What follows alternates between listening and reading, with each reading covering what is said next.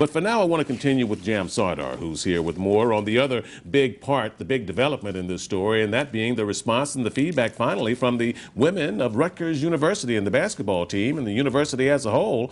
They came back and put a human face to this thing, Jam. They really did. They've been quiet for a long time, and they broke their silence today. A lot of people have been wanting to hear what they said, and what we heard were several things. A profound sense of disappointment that they came this far, they accomplished these high heights, and that they would be treated as such, and that Imus would say something about them. And it's interesting, you heard Imus in the montage we heard earlier say, well, people who haven't listened to my show shouldn't say that I should be fired because they don't know me.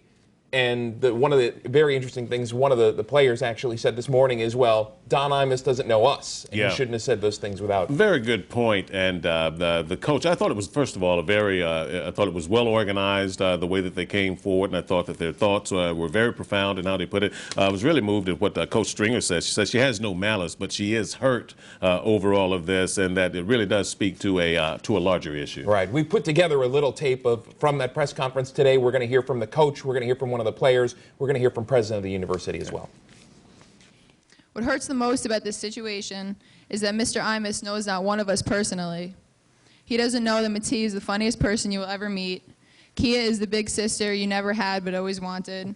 And Piff would make an unbelievable lawyer one day. These are my teammates, my family. And we were insulted, and yes, we are angry. Worst of all, my team and I did nothing to deserve neither Mr. Imus nor Mr. McGurk's deplorable comments. We had to experience racist and sexist remarks that are deplorable, despicable, and abominable, and unconscionable. And it hurts me. It is unconscionable that anyone would use the airways to utter such disregard for the dignity of human beings who have accomplished so much and deserve such great credit.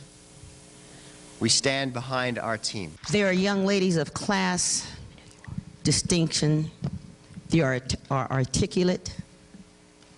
They are brilliant. They are gifted. They are God's representatives in every sense of the word. Are we as adults responsible enough to stand up for what is right? That's what I would ask everyone. Is there malice in my heart? No, I'm hurt. But I do recognize that this issue speaks to a bigger issue. To utter such despicable words are not right, whether spoken by black, white, purple, or green, male or female, tall or short, skinny or thin, fat, whatever. It is not right. It's time for everybody to reflect on what is going on. One of the very moving statements, talking about just the level of discourse in our society. All too often it's the flamethrowers, the Ann Coulters, and the people who say the wildest, wackiest, craziest stuff that gets the most attention. The coach making a plea to have a level, rational discussion about what's going on and not have to resort to the kind of things that Don Imus. I think that's the part that can't be lost here, Jam. And Al Sharpton brought his daughter into the radio room when he was having his discourse with Don Imus to say, look, this is my daughter. I was hurt for her. I have young children. I had a discussion with my daughters about this, and so did other parents all across the country who were trying to say that, look, this is not who you are. Don't think for a minute that it represents who you are as a person. You're valued far beyond that. And I think that that's part of the issue that can't be lost here. Certainly. One of the other really big questions I think that needs to be tackled in this calls for the suspension or the resignation is, what does someone have to say to get fired nowadays? Yeah. What if, you know, if I sat here and called you the N-word, I'd be out of here in a second. Yeah. I'd be fired, and there wouldn't be anything more to it. What do you have to say or do nowadays to get fired or to see some serious kind of punishment? That's a big question that keeps coming up, Jam. And the other question that keeps coming up is another lingering question that keeps coming back, and that is from others in our society who say that, look, rappers say it all the time and there's nothing done about them, and why now? And black folks say the N-word, but white folks can't. And now this comes back to the whole thing about nappy-headed and the word hose. You know, in my opinion, both are equally offensive. It's not that one should be separated from the other. The whole conversation is disgusting. And then it's also the matter of how we respond to the sexist issue. You know, that is this just about the female? No, it's about society in general. That's one of the things that the coach brought up. And I'm a parent of a 15-month-old girl, and I find myself really strangely moved in thinking about this in a way I never thought before, because I have a daughter, and because when you use the term hoe, whoever says it, you know, being a parent just casts this thing in a whole new light. Though I do want to make one distinction. Someone brought it up in an email.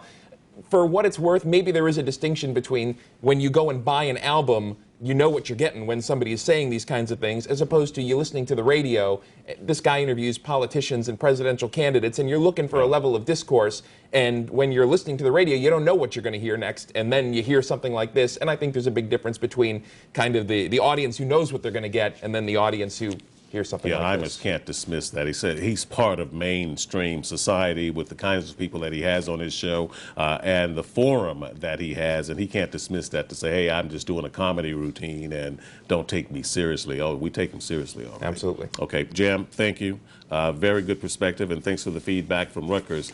This is an ongoing story, folks, that is really becoming more of a national conversation that we keep saying on race, on media, on politics even. So we will continue to follow this story with our continuing coverage. You can count on that.